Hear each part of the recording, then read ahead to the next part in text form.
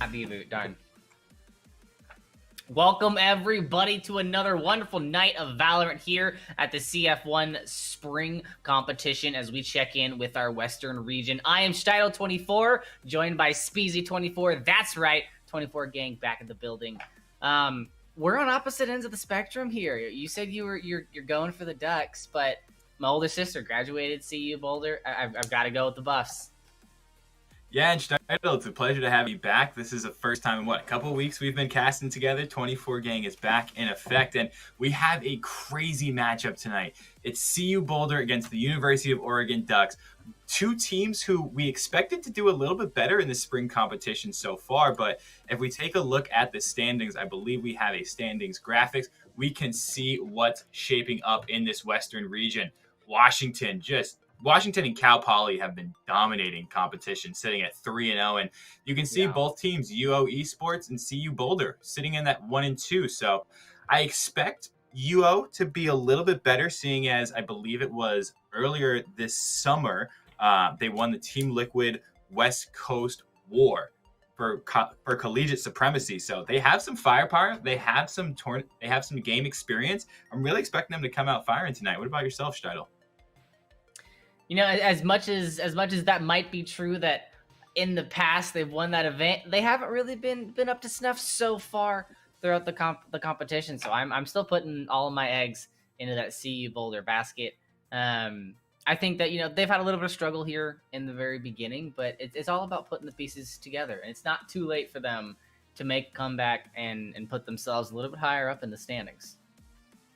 Absolutely. And I do want to point out one team that people should be keeping an eye out for in the coming weeks is UC Irvine.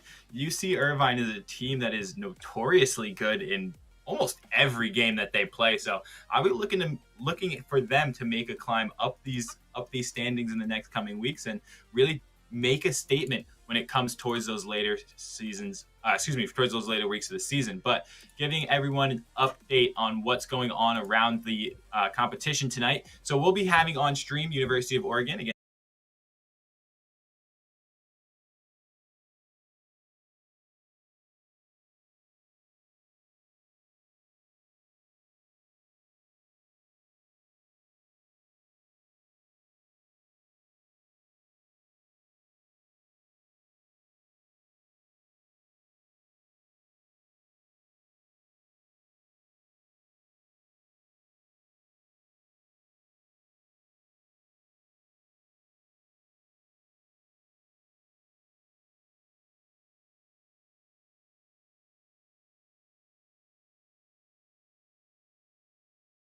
Like I said, this is going to be a great matchup tonight, and I'm really excited for what these players can bring to the game.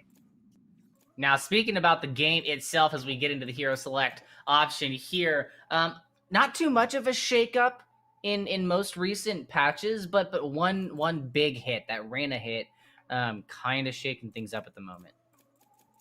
Absolutely. So we are going to be on patch 2.03 this week. It's been out for a week. Teams should have a decent understanding of the meta right now.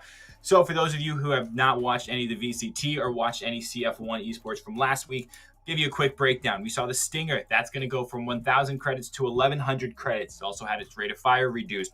We saw the Frenzy. Got a boost from 400 credits to 500 credits. Marshall drops down from 1,100 to 1,000 credits. And the Reyna the Reyna nerf that you spoke of, Reyna no longer has 4 orbs to dismiss or devour. She will be moving to 2 orbs. However, the big change, she no longer needs to land that killing blow. So as long as she has some sort of involvement in the frag, the orb will drop and we will see that orb come out. So teams need to be a bit more protective and selective as to when they use those orbs and what the purpose is. Are they going to overheal in the pistol, or are they going to use those orbs for information? Stidle, we have Agent Select coming through. Things are moving fast. They're moving furious. We will see map number 1. It will be on Ascent. That was chosen by, I believe, University of Oregon. They will be attacking first. Map number 2 will be on Bind. That was the CU Boulder pick. They will be defending on that map first. And if we need it, which I hope we do, map number 3 tonight, we will be seeing Split. It's not a map that we've seen too often here at CF1 Esports, but it should be a good one. It should. I'm expecting this game to go to distance. I'm just gonna be flat out with you. I am as well. Sadly, we're not getting my favorite map in the world, Icebox, tonight. But you know what? We'll save that for another night. I've had enough ice for now down here in Austin, so I'm glad to see a bit of a change up. But coming into it, not seeing the Reyna, and we're not seeing the Frenzy off of those initial picks. And you talked a little bit about how the Frenzy got a little bit more expensive, and that it doesn't necessarily eliminate it from that first pistol round pick. But honestly, if you want any sort of utility, you can't be going with the Frenzy. We're going to be kicking things off here with Oregon on the attack, and CU Boulder here on the defense. Getting a bit aggressive. Jazz on this Sky. Sorry, on the Jet. And this is going to be the battle for mid control, really. Anytime you think of Ascent, that battle for mid space is priority. You have to win that battle, as we see Rainbow Mango doing some jump spotting, see if anyone's trying to push that smoke. Harambe here on the Phoenix, just chilling in the wine cellar. Might see a player or two here, depending on the timing. Uh-oh, this could get dicey. Sees, oh, I'm sorry, just woke up. Harambe sees two of his teammates. They're looking to make that A hit. All right, here we go. We should get some action here down towards A site. Jazz is in tree, and I believe that's going to be Spazzy up top in A heaven. So if UO Esports decide to hit this site, this could be a quick take. Yeah, and you can hear Jazz. I can practically hear Jazz right now calling out to the team. Rotate A, Spaz on this high ground with the Omen.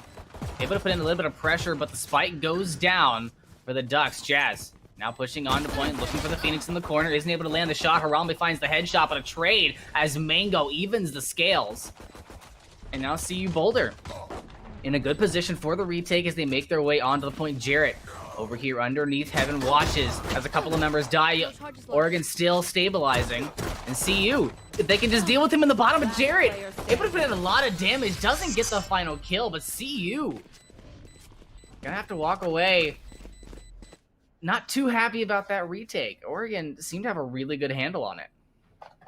Yeah, and I think Michael the Cactus, definitely the player to watch right there, doing their best job, staying alive and playing off the spike. As soon as that spike got planted, wrapped back out to a long and just kept eyes on it. You don't have to be on the site to defend it, so very well played. I love the patience there from Michael the Cactus with a beautiful 3K. And looking at the buys here, no more Stingers in the meta. We will be full Spectres and one upgraded pistol on Jazz. This could be a bloodbath here.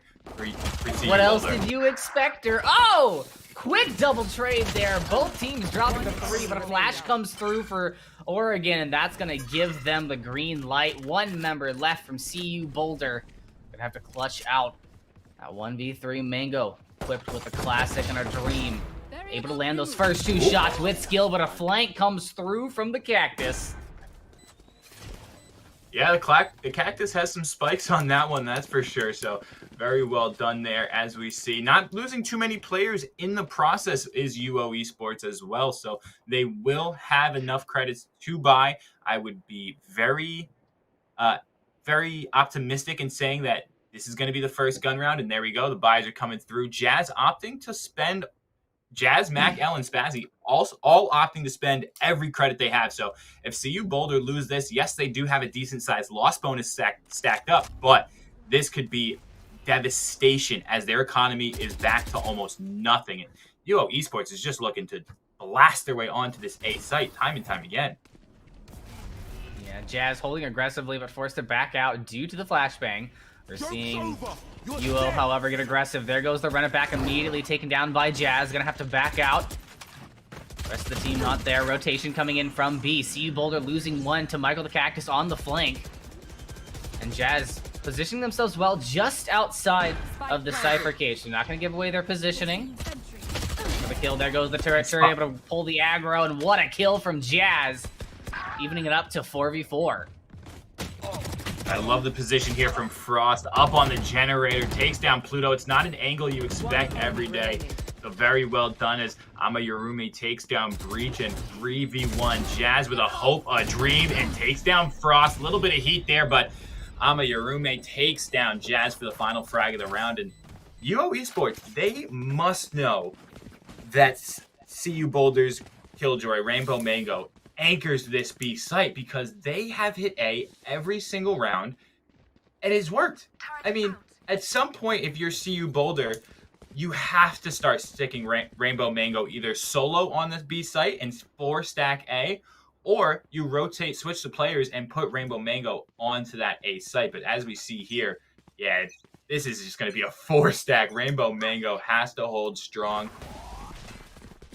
Oh, and the aggression immediately from CU Boulder. Gonna catch Harambe off guard. There go the shots on far. 3 go down. And this is going to be a quick round for CU Boulder. Only 2 members left from UO, so at this point, just trying to get a couple of consolation picks. Maybe you can cushion your budget a little bit, but Jared having a big mountain to climb on these knives. And UO just really looking to do some serious damage. What is this teleport? I've never seen this one before. Player standing. As Jazz Yeah, finds trying to get one, on the high Yankee ground there to look 1v4. over that wall. Yeah, trying to do their best Anakin impersonation, but we know how that one ended up. And I don't think CU Boulder knows where Yankee is, so this is going to be an interesting one. They spot Yankee now. Going to have to fall off that position. And Jazz with the daggers puts it on the board. CU Boulder with their first round. And a big round, too. I mean, you talked very little about their economy at the very beginning.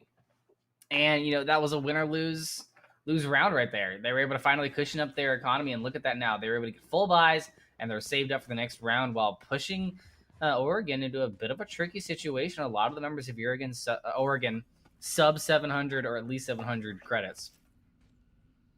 Yeah, so very quickly, the economy's kind of flip-flopped. So we see CU Boulder, a little bit of a bolstering economy at the moment. If they can start to string some of these rounds together, then we will see that start to increase. We see the Hunter's Fury go out for CU Boulder, looking to get a little bit of information as Jazz takes down Jarrett Frost. Middle, can't tailwind out of there as Michael the Cactus going to be able to find that trade frag. And I know exactly. looks like every player, with the exception of, I believe it's Amayarume, is going to have full HP. I believe they were tagged by that enemy Hunter's Fury, so Cypher Cage gonna go not out. only full HP, but finally the Killjoy's dream coming true as Oregon forced to rotate over onto B. CU Boulder, however, kind of stuffed in that back alley coming back from spawn, so we will see the plant go down for Oregon. Cover going out. Spazzy trying to get a little bit of a regroup here as they come around the corner, making sure they're not getting caught out by the Cypher, but a 4v4 comes through. Big smoke, and Mac almost with the perfect shot, but sadly there's a wall in between you and them. Looking for the flash to get CU Boulder back onto the point. Pluto able to find Michael the Cactus out, putting it down to a 4v3, but it's quickly evened up by Harambe. Last player standing. And now it's just a back and forth. Mac able to find 2, and there it is. CU Boulder with the kills they need, and the defuse on cue. Gonna be able to take a second round.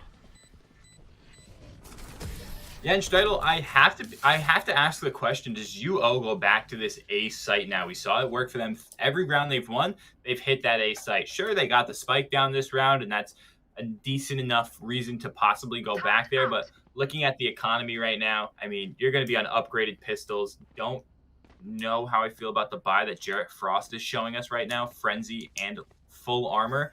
I mean, it's full armor is a hefty investment. Possibly save that, go light armor. That way you're walking in the next round with minimum, 3,200, 3,500 credits. So interesting decision here. Jazz with this big boomstick. This is going to be an interesting one, as I do believe we have a pause coming through,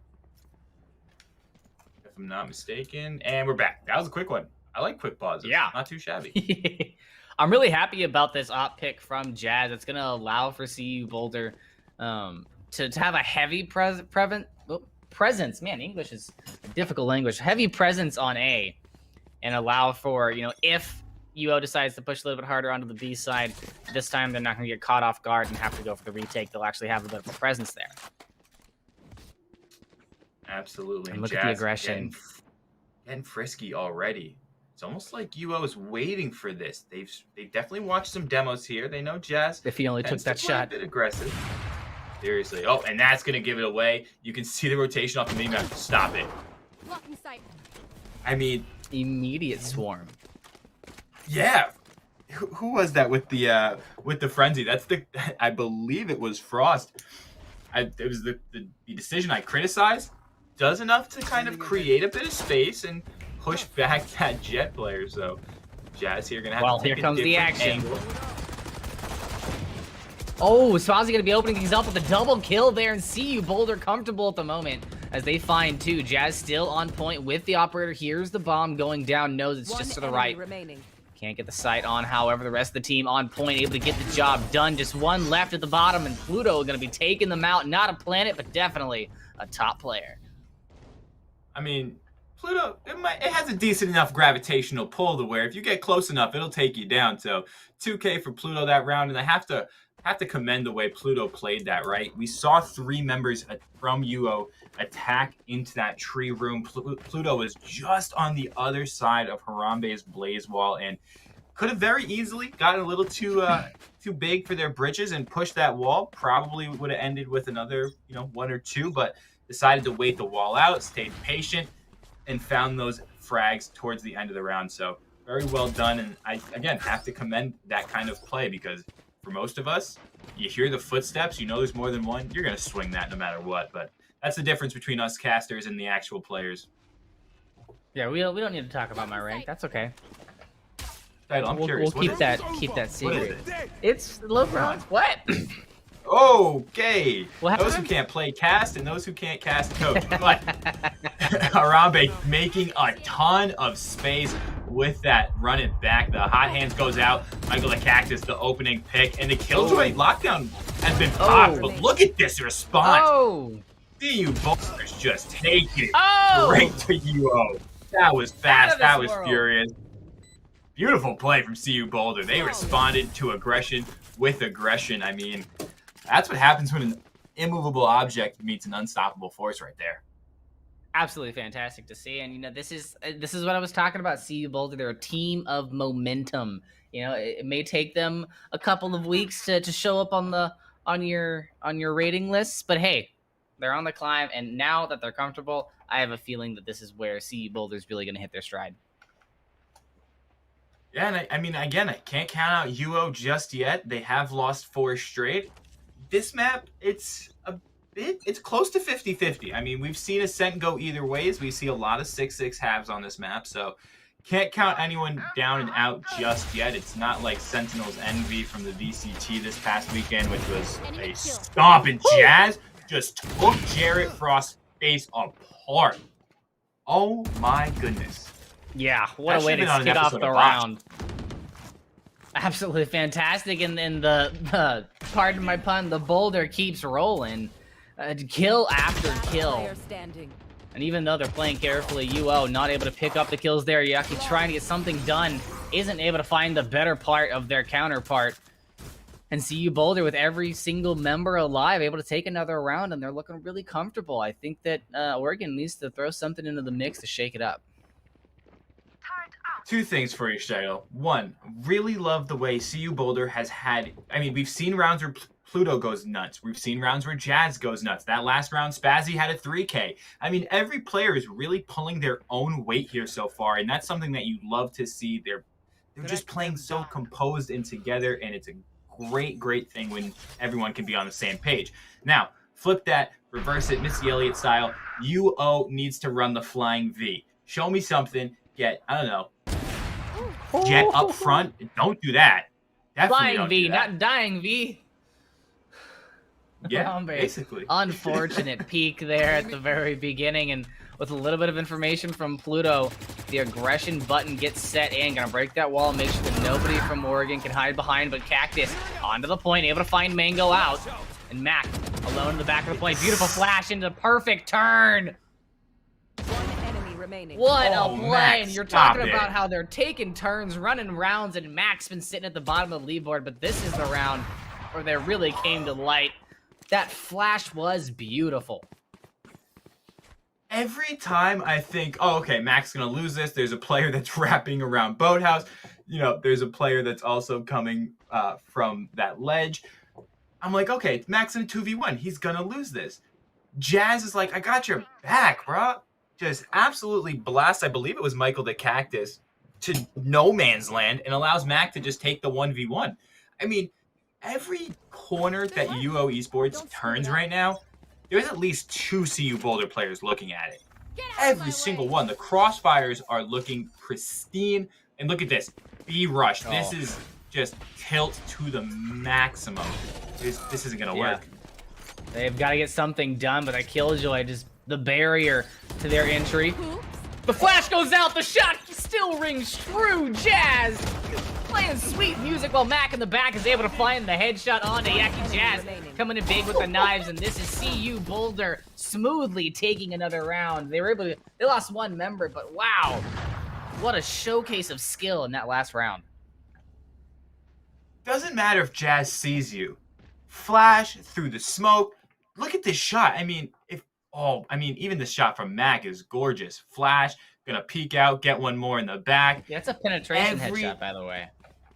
Yeah, I mean, they can't miss right now. 7 straight. UO started off so hot. They won the pistol. They won the first gun round.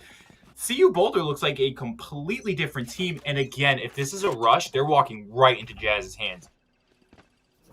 Bet you we see a curveball and a Jazz peek. Ready? Doesn't even worry about it. Jazz able to find that first kill, but luckily, Oregon able to trade out, take the offline. Take it offline, if you will. Gonna be able to grab that, and now it's up to Harambe right in front of him. Doesn't know. They're gonna send in that owl drone to scope out the point. They see the Sova in the back. Still nothing. Spazzy on the flank. They don't know he's there just yet. He sees the rotation, takes a couple of early shots, is able to find out Michael. And that's going to leave a really big separation, and now they know exactly where this plant is going. The Phoenix going to have a difficult time for Oregon to get back on point. Yeah, if Mac and Rainbow Mango can just go in, that's the round. I mean, Jackie 4v1 at this point. There's the rotate from Rainbow Mango. And I really want to highlight the lurk from Spazzy on that Omen. As soon as the enemy team's Omen, I believe that's going to be Yaki. As soon as that from the shadows went off to rotate to the B site, Spazzy responded by running straight to middle. I mean, look at this. Catching free rotations. That's information. Hey, I missed one player, but I can tell you exactly where they're going. And even cleans it up on the opposite end, as you can see in the kill feed there. I mean, that's just great play. Spazzy's been watching some demos. I can tell you that much. The lurks are on point, and that's going to be not only that was that detrimental for UO last round, but now anytime they commit to a bomb site and they think, hey, we have to, maybe we rotate out of this, they're going to be like, wait, where's Spazzy? We have to find Spazzy. And speaking of Spazzy, what a paranoia. The paranoia goes through, and Jazz just has a field day, finding 2, 3, looking for the 4th. The teleport goes off, but isn't able to find Yaki until the very last second. Spazzy finding the kill, and this is almost getting to the level of, you know, just hop onto your couch and play through. CU's, they're switching it up. They're still bringing new things, but they're having a lot of fun with it, it looks.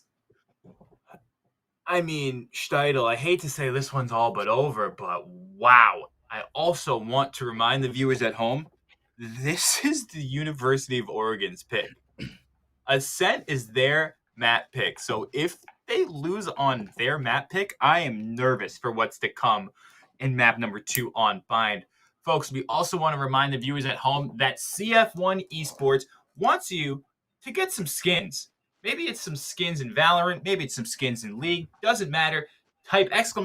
giveaway in the chat. Get your information on how to win those skins, because like some of us, all skins, no skill. You look good, you feel good. Sometimes you fry good. Not all the time, but I like to tell myself that, you know? Man, Boulder right now being very, very cautious about this initial interaction, able to get most of their team on, but they're not checking their corner. Jared able to find one, looking for the second, able to help out and find that as well. Now down to 2 members. CU Boulder can't find themselves on the right side of the kill feed, but the bomb will go down for a little bit of extra cash. And if Mac can clutch this out, the flash goes through, but Jared on the other side, eyes wide open. And Oregon with a pretty hefty defense. It looked like Boulder was just kind of testing the waters here on B.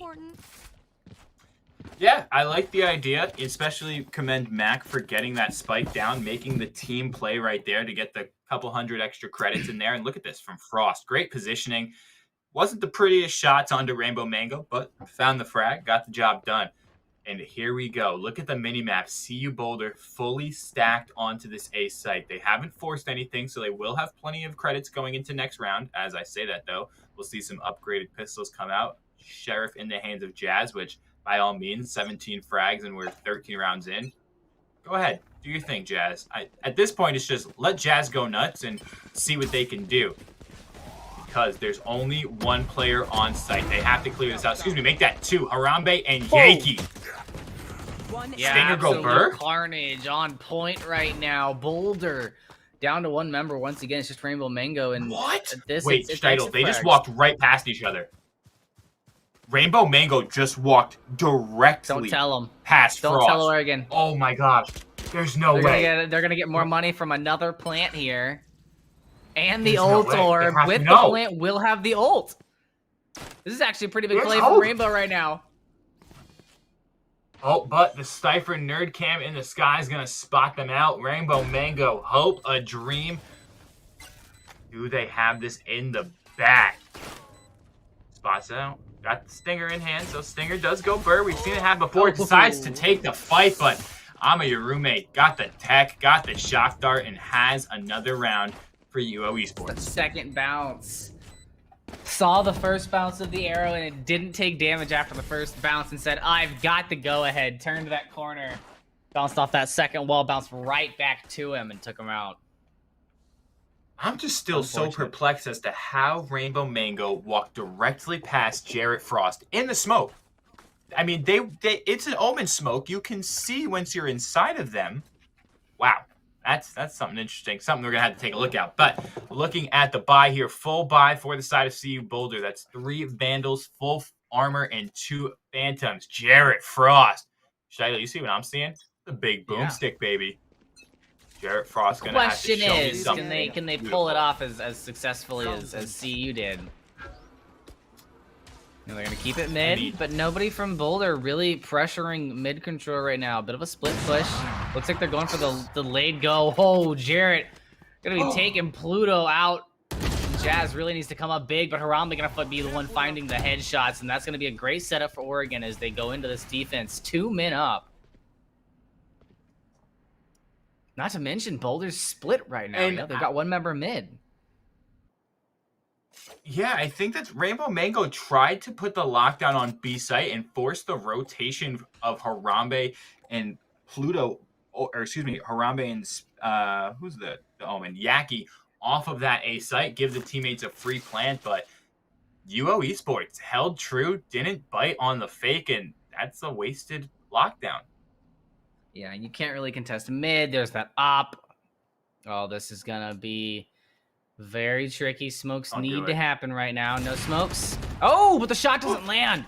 Jarrett missing their chance. Now the rush is on. Micro trying to fight, but Spazzy finds the win. Jarrett ulting and finding both just to finish it off. He says, I'm sorry that I missed the shot. I'm making up for it. Now it's left to Rainbow once again to solo it out, but with bomb down, and they know exactly where. It's going to take only a couple of well-placed knives to take this Killjoy out of the fight, and Harambe on the flank's going to get it done. UO's bringing it back.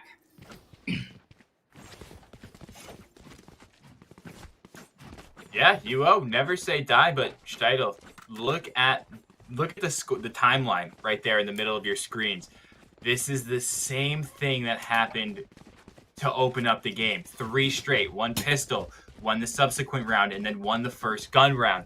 This is where things started to kind of, I hate to say it, fall apart. So I'm curious to see if they can keep their momentum being on the defensive side, knowing that they can sit back. They don't have to push any kind of fights. They can let the game come to them. You see there, Jarrett Frost spots the cape, spots the bun of Jet as well, and that's mid-control. Jared, and don't Jared's push this. looking to get aggressive. Do not push this. Jared wants That's the a quick kill. He's going to go ahead and mid-cat. go for it. Has to get himself out with that wind quick. Jazz now pushing on to the point. Has the frenzy taken out. Rainbow able to find that first kill, and now CU has the upper hand on bodies, but gun advantage still to Oregon at the moment. Pluto looking to find the kill, does get a bit of damage out onto Yaki, but ultimately gonna have to fall, but the plant goes down. 3 members of Oregon left to defend the point as Michael gets hit with the paranoia. Almost gets taken out by that Brimble, or that breach ult there. This is a very difficult retake for Oregon, but they're able to find the opening pick, and with a little bit of information, they're able to take a lot. Michael gets taken down as well, but Amayurimi on this Odin has been an absolute legend. Looking for Spazzy, and the pistol just not gonna cut it. Looks like Oregon will be able to take the defense once again. Steidel, you know the rules, right? Odin go Burr, Ares go Burr, Stinger, Frenzy, they all go Burr. I mean, that's all you can say about that round there. Yeah, Stinger no longer goes Burr. No, Stinger's goes like Burr.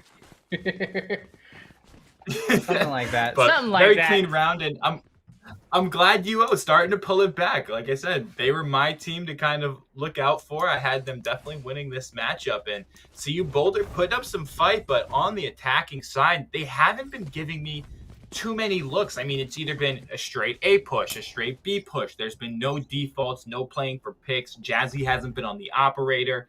I mean, you have to try something. They're throwing out some of these mid smokes. We'll see probably 2 or 3 players push onto Cat and then try and take control of Tree Room, which we saw last round.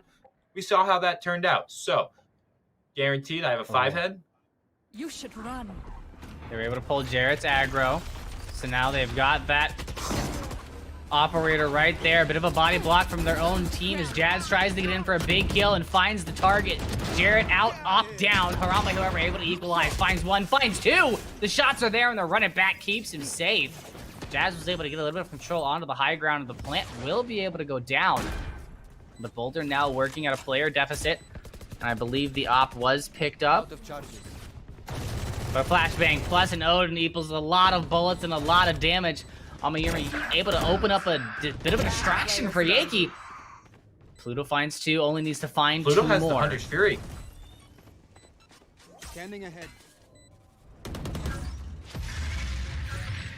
Where Harambe, however, gonna be ending that dream before it could be dreamt.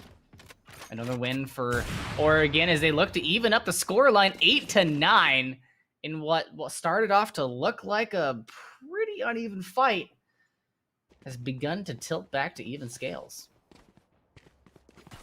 Yeah, 5 straight, but I really have to question the decision-making right there from Pluto of CU Boulder. I mean, Spike's planted, you're in a 2v1 situation. It's certainly winnable.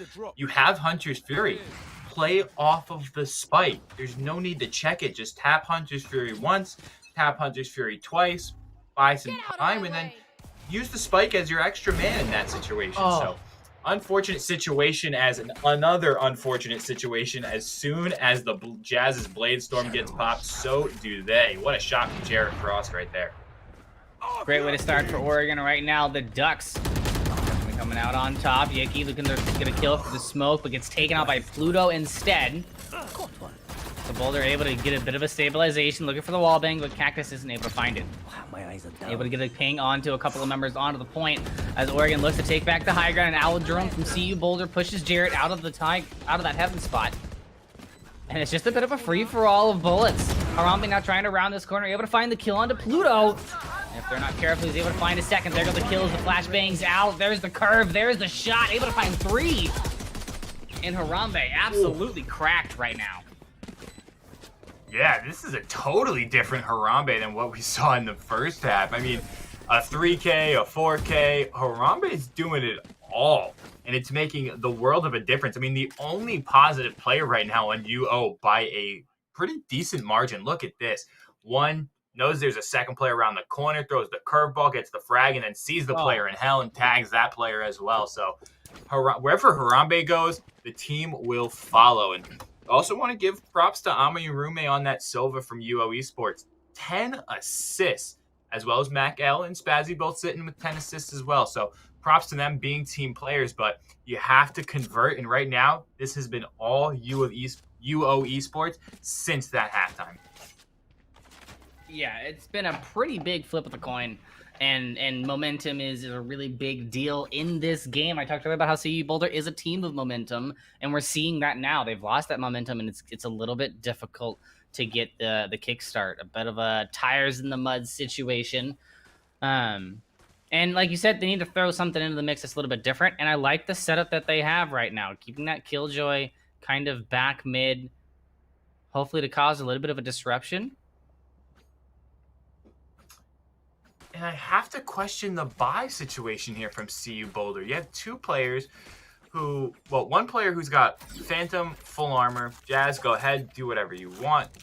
Been playing absolutely cracked this game, but the rest, Sheriff, full shields will never make sense to me unless you're, Scream from Team Liquid, or if you're, I don't know, Wardell from TSM, Sinatra. Maybe those players can go full shield Sheriff, but it's an interesting situation because Jarrett Frost is just going to do that to the full shield Sheriff player every time you peek. You're not going to win that battle.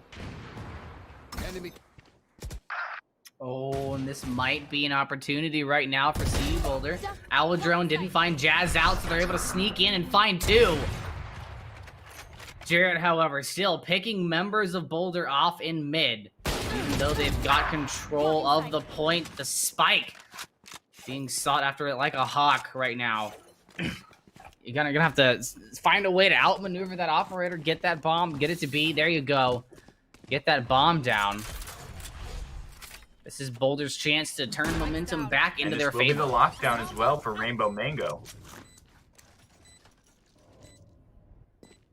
Rainbow Mango can play back here, doesn't have to show. They have the lockdown, so this could be the first round in the second half for CU Boulder unless something goes horribly, horribly wrong. Or unless Michael the Cactus and Jarrett Frost make huge plays. Last player standing. Yeah, and you see Jarrett dropped that op, picked up a Vandal on the way over just to make it a little bit easier, but that's a little bit tricky to get through that Odin through the wall. Jarrett now just looking for a couple of exit picks if they can find them. Able to find one, looking for a couple of more now. But it's going to be Spazzy coming out with that last kill. They're able to get away from the bomb. Spazzy, run! Run, Spazzy! Okay, got out just in time. Just by the hair of their chinny chin chin. So, very well done from CU Boulder. Hopefully, like you said, they are a momentum-based team. Can they start to somewhat steamroll this? Because, 2,500 credits, 1,000, 2,400, 2,900, 1,200 on the side of UO. Business isn't booming, but it's certainly, it's not struggling. It's, nice middle class. They got to pay their taxes, get the job done. On my roomie. I'll get that name right eventually, don't worry. Trying to get a couple of shots there at the very beginning, and Pluto as well taking some pot shots, but it's going to be Jazz falling first. Jarrett able to find that, and now 4 ultimates online for Oregon for this round. Yeah, Harambe is going to look to get this targeted with the run it back if they want to enter on this site. We've seen recently in the meta, teams have been farming ultimate orbs to get run it back just to basically create a 6v4 situation, right? If Harambe can just pop into a site, you give him essentially 2 lives, why not? Go for it. It's been something that's becoming more prevalent. We've seen it over in Europe a lot. We've seen it a bunch of times in Korea. So starting to make its way across the pond, and I'm here for it. That's what I love to see. Teams innovating and playing a new style of this game. As Spazzy says, I'm your roommate gonna have to find a new style for their hair. Beautifully played there. Sends the smoke over to A and then waits for the Sova to get the call from Oregon to rotate. Finds them in rotation, able to find the pick, and opens up B for CU Boulder. Harambe now looking to get the curveball into the kill, but has to stay inside their own flame for a little bit longer to get that heal up. Now it's going to be up to Jarrett to get back onto the point. Smack, however, able to find one, looking for the second. The Phoenix, however, Harambe still able to come out on top. 3 members left for CU Boulder on the defense of the spike.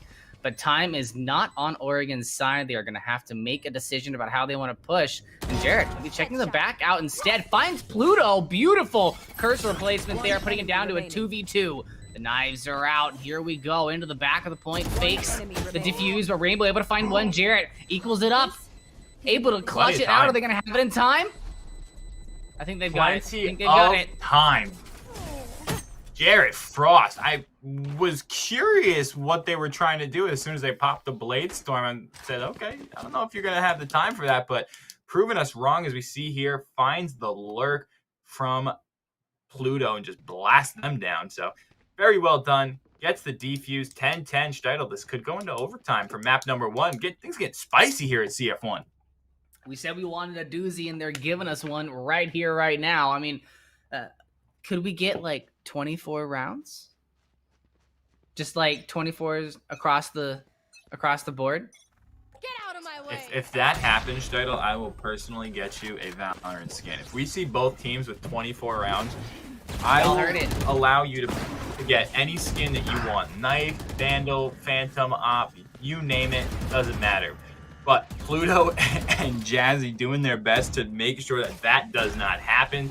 Spike is planted, and CU Boulder is doing a much better job of getting onto the site. Now it's just a matter of converting. Because Amayarume has that Odin, but Pluto and Mac L, they've got guns of their own, and whew, Steidel, not gonna lie, kind of nervous if that were to ever happen. If we get to like 12-12, there's definitely a possibility that we see 24-24.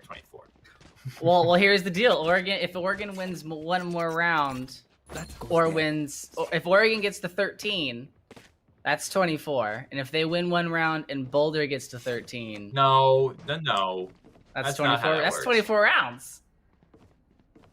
No, 12-12 overtime. That has to be how it works. All right. If it's not overtime, it doesn't count. But I think CU Boulder have kind of gotten onto something here. The aggression has worked for them. Look at that. The shock darts trying to flush out the Omen on the high ground. Spazzy takes out Yaki, and now the door is wide open. But Amayurmi with the penetration shot on the Jazz is able to even up the scales for a quick second. But Boulder will be able to plant the bomb. And look at the placement of the spike in the corner there. A very difficult spot to defuse, but a very easy place to defend. Certainly is. Harambe gonna take down Spazzy 3v3. All players are on the site. They know where they are. And I believe that Jarrett Frost just exchanged that operator for a Vandal. So that could spell some disaster. Playing very smart here is CU Boulder, taking their time, not really taking two unadvantageous fights. 2v1, Matt. And they find the frag. 1v1 No, now, Jarrett but Frost he's not answers. looking in the right spot. Oh, checks the wrong corner. Unfortunate, but it is really a process of elimination. Steidel, we're on that point. It could happen. Turn to win 2 rounds, I believe, is how this goes. I guess so. Just for me. I mean, I'm rooting for CU to win it all, but I'd like to get the 12th overtime and get that free skin. Look at the ult economy here. We see Pluto has the Hunter's Fury. Mango has the lockdown. On the opposite side, Harambe has run it back. I believe Michael the Cactus is going to have a Neuro Theft, which I don't believe we've seen just yet, as Lockdown's going to get popped to get them on site. Hunter's Fury going to get popped to destroy it. Harambe just mowing people down with that run it back. No regard for anyone's life. Don't let your dreams be memes, ladies and gentlemen. We're headed to a 12-12. I mean, I'm telling you right now. Great kill from Swazi, however. They've got the spike, and you know what?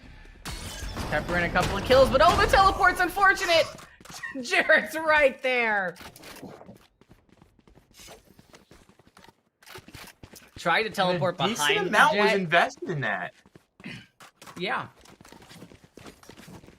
I mean, we saw the lockdown get popped. Teleport and the Brim ult, or the Breach ult.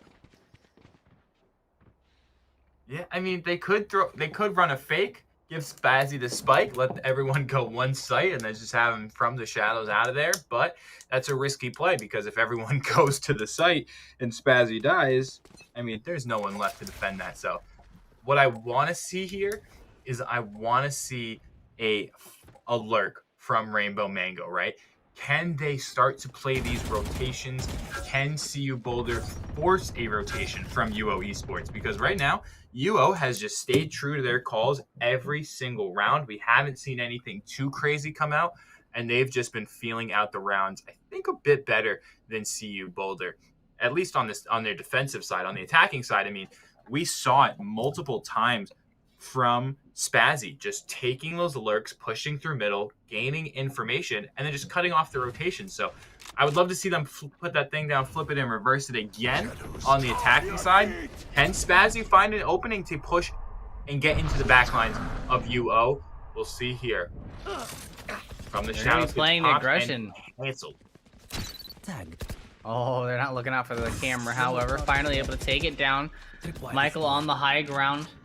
We'll have good information on how many people are on point, but by now, everybody's moved around, and Oregon being very careful about their retake, positioning most of their members towards the high ground.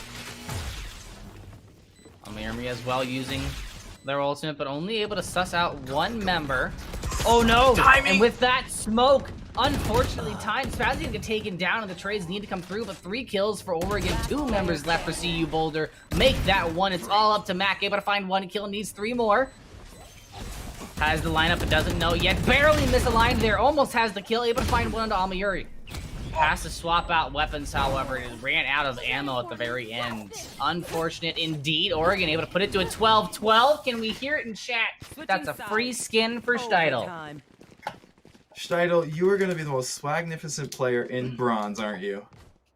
Oh yeah. Oh yeah. They're going to be like, you must play good. You smurfing? And I'll be like, absolutely not. Please lower expectations. Oh, lowering expectations is not what we are going to be doing as we head into overtime. Folks, if you want to win a skin like Steidel did, make sure you type ! giveaway in chat. CF1 is having a $100 Riot Points giveaway. You can use it in Valorant, Runeterra, League. Doesn't matter. You can use it. Make sure you're entered. ! giveaway. These 2 teams will not want to give anything away as the sides will be flipped and Jazz will do Jazz things. And that's what that Boulder wanted. They want to be put back on defense where they are strongest. And aggression is the name of the game for them when it comes to the defense. They were able to put out a good flash along with the paranoia. Then you get Jazz to just flash in there and throw bullets into people's faces. Enemy remaining. Woo, Spazzy! Beautiful cursor placement. Didn't even have to move. But Amayurami right up next to him. But trapped a bit. Not really much that CU Boulder has to do here. Time is against Amayurami. And not an easy plan. Not at all. 3v1. And Shadow, that's what I was talking about earlier. Spazzy's lurks through middle caused that. You saw them, they wanted to rotate to B, but they were like, we have to check mid. Where's Spazzy? Even though they switched sides, they remember Spazzy's still there, and Spazzy's still in the server. So able to get one as we find ourselves in this 3v1 situation. Ami, your roommate, they know where you are. Oh, or not. 23 HP in a dream. Oh. Can they do it? They do get hit. And that's just gonna be it. Rainbow Mango able to find that headshot. Boulder putting themselves to 13. They've had a little bit of difficulty on the attack, so they are going to have to be flawless here. They're gonna be going up against Jarrett's op once again. And the thing now with this being time, 5,000 credits is all you get to spend. Jarrett Frost will have no armor, no abilities. It is the op against the world. So if Jarrett Frost misses one shot, they have to tailwind so fast, they might as well map tailwind to the mouse 1 key, because this could be very, very bad for Jarrett Frost. But on the plus side, really find quick. One frag, get the kill. Whoa! Oh my Jarrett Frost! Who needs eyes? What are eyes for? Absolutely nothing, apparently, as Frost finds an awesome shot through the smoke. Spazzy will be able to even things up, and the plant is going to be going down on A. Boulder now have the upper hand. They've got 4 members to Oregon's 3. Make that 4-2. Azama Urami tries. He has something going in the back, but the rotation is going to pay out. Oregon now with 1 member left and on the verge of losing the first map. That'll be it. Spazzy able to find that last kill. Boulder trudging their way through to get the win on the first map, and you've got to feel good about that because you're going into your own pick next. I mean, Steidel, we saw this game. We said it was going to be a banger. We knew these 2 teams can play Valorant and play Valorant well. What did CU Boulder do differently on that overtime attack win? They sent Spazzy on a lurk. They found them in the back line. We saw him pick up his counterpart, Yaki, and then we saw him get that final kill on Michael the Cactus. That's going to be the key to CU Boulder winning this entire series tonight is, can Spazzy lurk around the map? Can they draw attention away from the rotations and make University of Oregon second guess their decisions. I mean, Spazzy for me is definitely the player of the game, 100%. We saw Jazz go off with the operator on the defensive side. We saw it for Jarrett Frost as well, but I mean, 22, 15, and 14 assists on Omen. That's unheard of. That's just not to mention the disgusting. defensive setups that Spazzy was doing with the paranoias as well as the smokes. And one of the things that I really loved that CU finally did when it got to those overtime rounds that I didn't see them do as much on their attack, that hopefully we'll see them do up in the next round, is take advantage of the rotations. Rush the team onto the point and then take care of the rotations coming from B, because a lot of the times we saw Oregon stacking all of their players in heaven or around a corner, and then the next thing you knew, CU was gone and the defuse came through. But like you said, leaving Spazzy on that lurk, able to punish those rotations, trying to get that support to the defuse, makes it so that you don't have to fight a 4v4 on point. You can fight a 3v3 or a 5v3 the way that you want to. Absolutely. So, as you said, map number 2, we are going to be going to Bind. I believe we're going to take a quick commercial break. Folks, stick around, because if map number 2 is anything like that first map, we are in for a special treat here for tonight.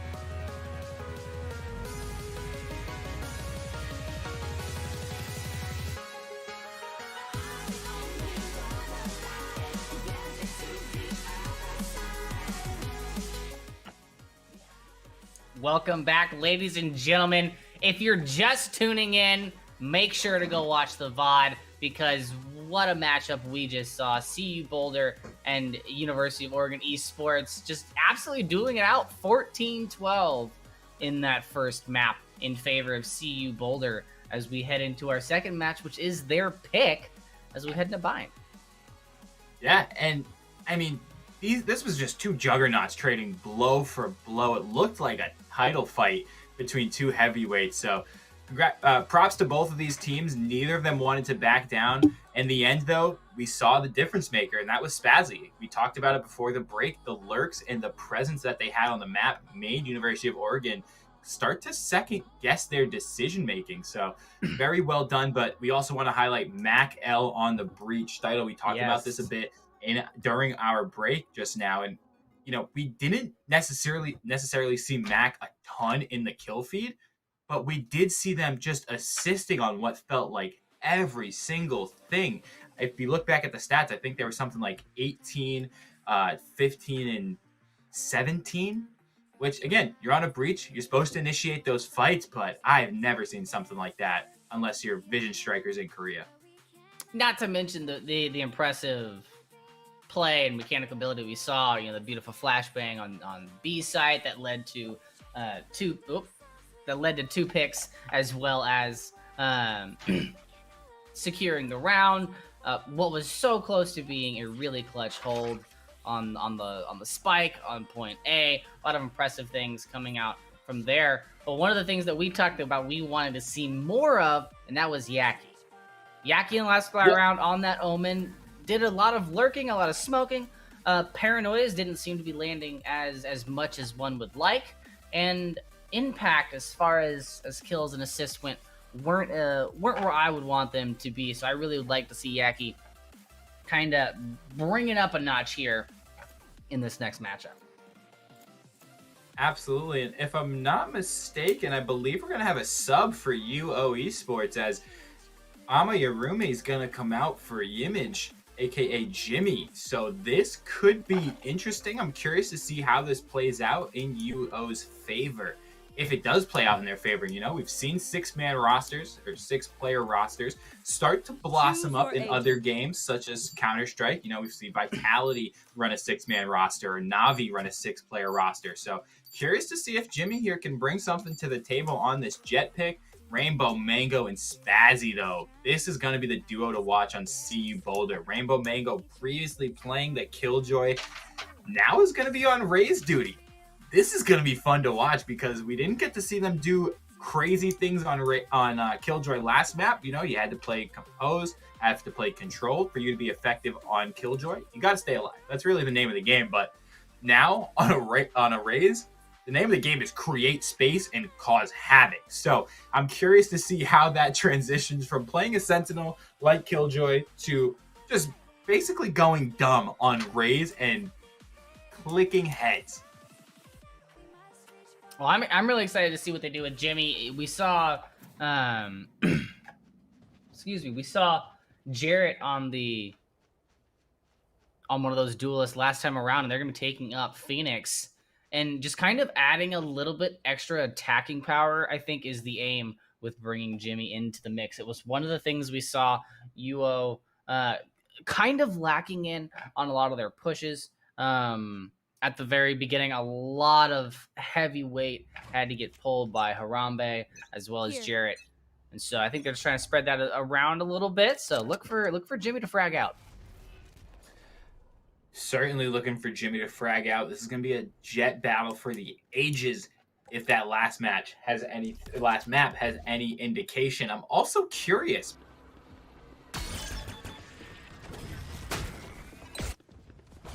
A different choice here. Teams usually opt to run the Omen over the Brim just because if you have more smokes, they last about the same. I think Brim smokes last an additional 3 seconds, but Omen smokes charge over time. Spike gets planted a short, traditional Humvees plant, if I'm not mistaken, and they're going to protect this for their lives. Jazz wins the jet battle here. Jarrett Frost knows there's a player gonna hot hands, and Jazz does not care. Just doing their best Mr. Gardner impression and feeling themselves to the music.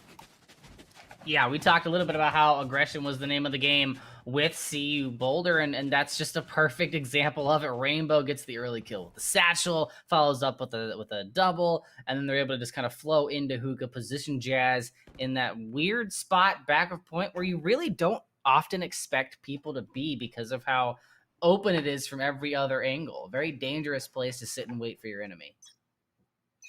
Yeah, it certainly is. And, you know, for me, anytime I cast bind, anytime I do a VOD breakdown on bind, the position that I'm looking out for the most is going to be showers. But I'm going to hold here because CU Boulder is making a quick move onto this site. They have taken a ton of space. And look at the paint can from Rainbow Mango.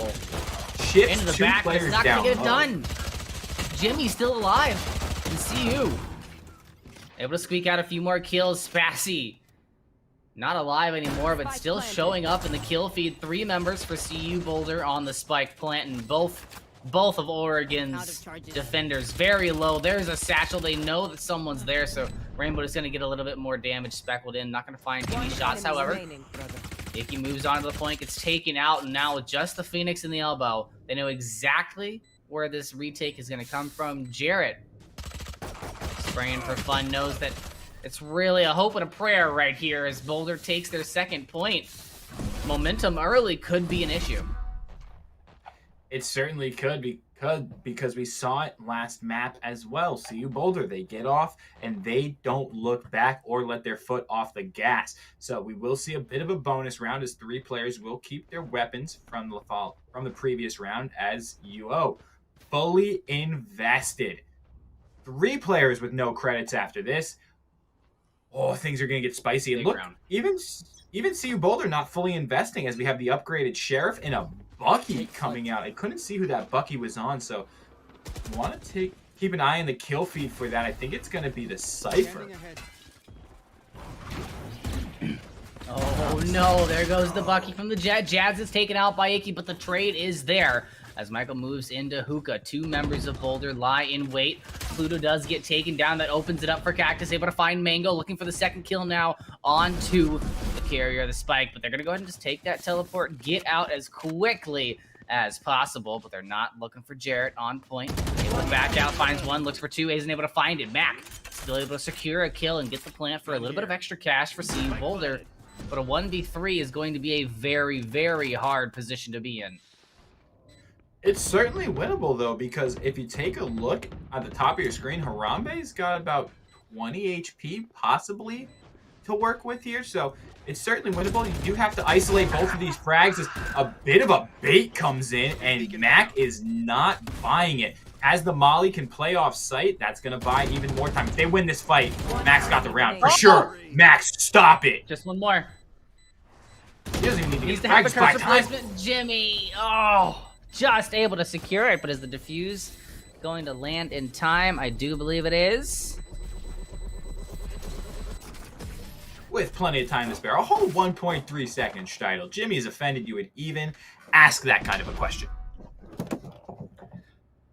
But Mac, You know, I said that Jimmy was coming in for damage. He's proven he can get it done. So far, 1 and 2, sitting pretty. Has that Blade Storm. Mac, though, with the Orbital Strike. So did he get that last? No, okay. He just got it this round. I was going to say, he just got that. Mac, I was like, he could have just played off site and Orbital Strike the Spike. What is he thinking? But I stand corrected. Again, those who can't play, cast. Those who can't cast, coach. So, moving in. This is going to be the first true gun round here as Rainbow Mango sporting that new Lunar Celebration gun buddy and knife. Beautiful looking skins there. Pluto looking to make some position here. And again, I have to question CU Boulder's decision making. They are not showing any sort of presence towards a site. Jimmy just farming at this point. Oh, Stop no, it, Jimmy, stop! Oh, Rainbow Mango there to put their foot down. Able to find a couple. 3v2 now. Boulder on the bottom end of that engagement. Spazzy trying to even it up. It gets taken down at the same time as Pluto, and that's going to put another one on the board for Oregon. And I kind of agree at that one. Sorry, not Spazzy. Jimmy saw the entire team and was able to make the call for Oregon to make a quick rotation before the carnage began and engage in a 5v5. No action on A, no kind of pull, no kind of decoy. I'd like to see that thrown into the mix a little bit more. You've got the Rays, you've got the Killjoy. You can play slow and get a lot of value. Right, slow it down. And again, CU Boulder, just 5-man stack into showers. Again, I mean, I guess if that works. But gonna grab this Blade Storm for Jazz. Jazz now. There's a Blade Storm, a Showstopper, and an Orbital Strike. But Yaki just does not care as they pop Jazz. Jazz just wasted a Blade Storm. They haven't spotted out a player here. Every single ultimate has been shut down so far from UO Esports. This is fantastic Valorant. And Mac, just last man standing, left to hopefully find a couple of consolation kills. Isn't able to find it onto Jimmy. A little bit of sloppy spray control there. Yeah, spotted the gun barrel coming out of A site there, did Mac. And look at this shot from Michael. Stops the Showstopper, gets caught by the recon dart, does not care, still takes down the player A short. Very well done. I mean, Captain's going down with the ship at that point. So Michael the Cactus staying true, roots planted. Here we go. Steidl, we've talked about seeing a little bit more of a spread approach here from CU Boulder. They're going to give it to us. 2 players towards showers, 2 towards long B, and 1 just kind of hanging back in market. Jarrett Frost looking to get the intel. Not going to check the corner. Back to the safe, and luckily Michael able to find that pick in the showers, putting Boulder down to the 4-person team, and able to show their own team where everybody is, and information is money in this game. Spazzy in a bit of a hairy situation, able to find one through the flame wall, but Harambe answering back quickly onto Mac and looking for the kill onto Hookah. What? From Rainbow, able to find a kill. Jared able to even things out. UO down to a 2-2 as Pluto evening things out.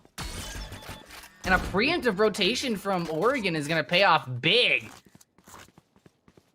The question is it going to be a double rotate? I think Bomb's going back to B, baby.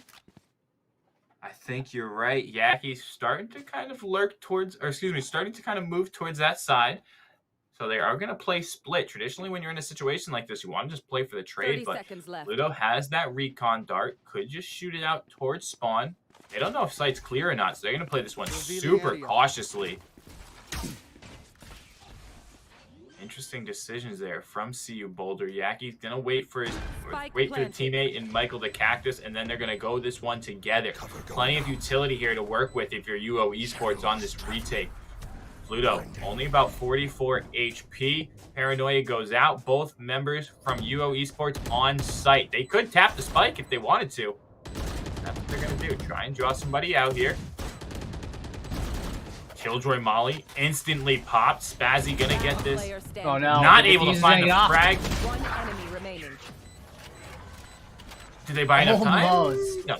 Oh, no. Half of the defuse already done, so that's going to be another one on the board for Oregon.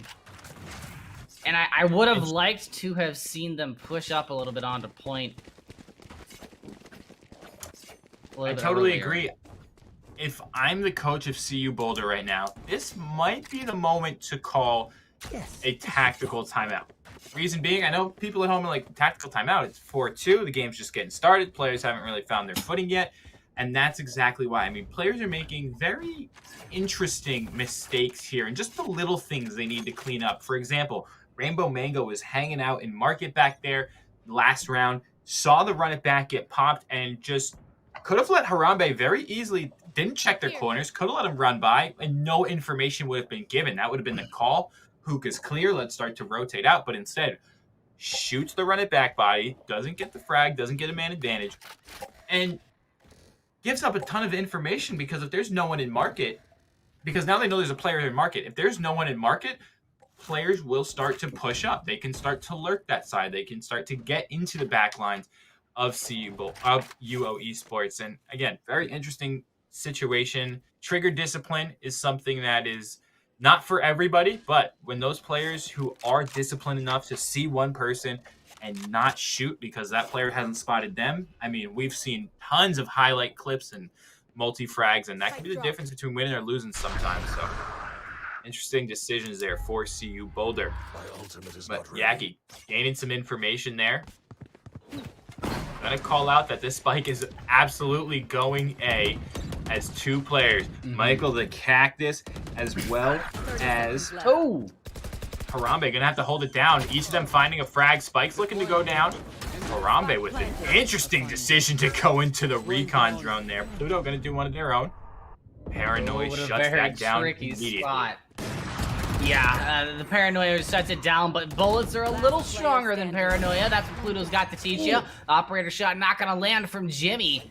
With the bomb planted, it's going to be up to them. 1v2, you can't use the Operator while you're defusing.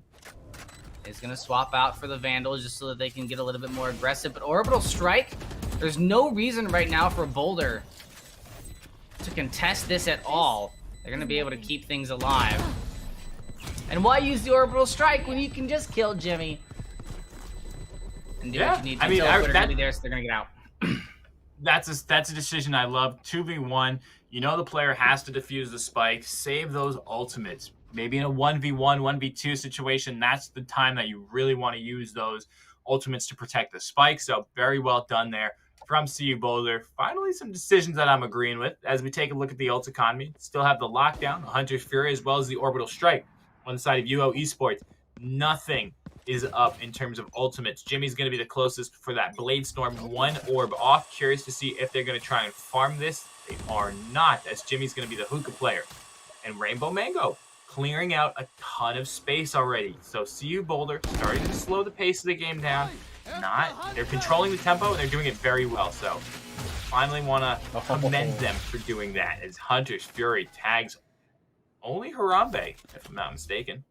Yeah, only got the Phoenix there on the ult. But he'll be able to heal himself up with the Molly. Yeah. The real question is, can we get Jazz into a position to where this Operator becomes a legitimate threat? Yes, we can! Jazz able to find that opening kill. And Yankee now into a tricky position as the spike gets planted on U-Haul once again. Jazz now able to put sights onto Heaven. Up the op and the... Oh, no, sorry, Jimmy. Not holding it up, but definitely holding the upper hand. Finds the headshot there, smoking out the sights so they can get on safely. But now Boulder, evening the scales on this retake. Pluto's the story to be told. Yankee able to find the opening kill. Pluto there for the trade. They're pushing aggressively. Got a good shock darts there, but the kill. Orbital Strike as well. Mac, what are you doing? Return of the Mac. The Orbital Strike forcing those players out of position and right into the waiting arms of Mac. 3 buns, special sauce, lettuce, cheese, pickles, onion on a sesame seed bun. I think that's what it is. Mac Daddy holding it down. So we'll finally see, some sort of game start to come together from CU Boulder. What I mean by that is they're starting to play together as a team. They're starting to formulate a game plan.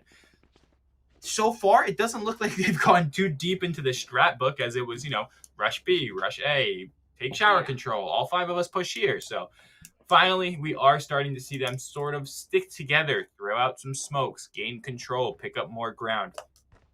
As I say that, though, look at the economy for UO Esports. It's been absolutely shattered. We'll have upgraded pistols and a Marshall. Jarrett Frost will have to land a headshot because all of these players, full armor, they will not care if that shot tags them in the big toe and the shoulder. It needs to split their wigs. Can Jarrett Frost do it here? That's my player to watch right now. Well, they're going to give you the answer here in just a second. It's going to be, looks like it might be a Marshall against an Operator. It's the body shot, but the box is going to keep you safe. That wood, quite penetrable. Spazzy going to be able to prove that. An evening kill, however, as the knives do come out for Oregon. Rainbow able to get Harambe out of the fight on a very aggressive flank from the defending team. B now wide open. Oregon. Bit of a botched play at the very end and a lot of pressure on this flanking Jet. Yeah, Jazz. Oh, Jazz gets the timing right here. Both of these players will have to peek this. Jazz with the boomstick finds one. Cactus down. Planted into the ground, but Jimmy on that flank. Jimmy's going to find the third kill of the round. 2v2. Blade Storm in hand. No charges left. Fire in the Yeah, you wanted to know. One enemy remaining. Oh! Last player Oh, standing. the bait. Jet v Jet, Jet but the Jazz come out on top. What a play! That What looked a lot like Ace Combat. Both Jets gonna hit an updraft there, but only one Jet able to come down in the end. They should have done a barrel roll. I think the barrel roll would have gotten them out of a little bit of trouble there. So 5v4, Boulder takes their second lead in this game. And you know, now Jazz is feeling comfortable. He's been able to pull off multiple big plays with this operator, and with no real contest any longer on Oregon's side of things, and an aggressive push from Jimmy, a bit distracted by that Hoover. Is going to use their run it back, go through the teleporter, isn't going to find anything, doesn't see anyone. Oh, Spazzy. Except for Aaron, Boombot, and Spazzy's there for the kill, but a trade comes through, a 3v3 to ensue. As Jazz on the other side is going to be able to pose a threat with this operator. Spike, however, down a main. So the rotation will have to be protectable. Pluto able to get the spike and the kill. Now pushing onto point with advantage. Trades. Only one member of Oregon left now. And they're going to go ahead and move on into Hookah. They're going to have to be going up against the operator on long to get sighted out. Whoo! Barely missing. Two going into teleporter. But by taking teleporter, they know exactly which way you're coming from. And they stop the spike plant. Harambe does have a shock dart. Finds... Did that miss Mac? That didn't hit Mac? What? Hit the box just to the right of him. Gotcha. Just Thought it tickled the big toe, but nonetheless, Jazz takes down Harambe, guaranteeing at least a tie scoreline going into the half here, which isn't something you see all the time on the attack of Bind. Yeah, definitely a bit of a different strategy, but you know what? Sometimes you gotta throw a curveball, literally, Jarrett. I see what you did there. To get the upper hand. And now CU Boulder is taking advantage of one of my favorite topics, and that's pace. The pace of the game can be so important to players, and being the team that's actually able to manipulate that gives you the upper hand in so many situations, and part of that's with these defaults. Maringo, every single time with the Hoover, and making sure there's an aggressive push. This time is able to just throw out that boom bot, and that's enough to put pressure onto the Sova and back them into the middle of the point. Harambe now alone and calling for help. Oregon on the rotation from A. Able to find one. Jazz no longer in the fight. Looks for the second and finds it. Mango has to shoot through the box to grab the kill.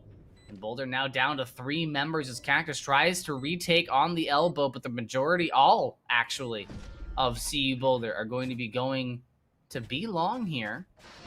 That orbital strike, it can certainly reach.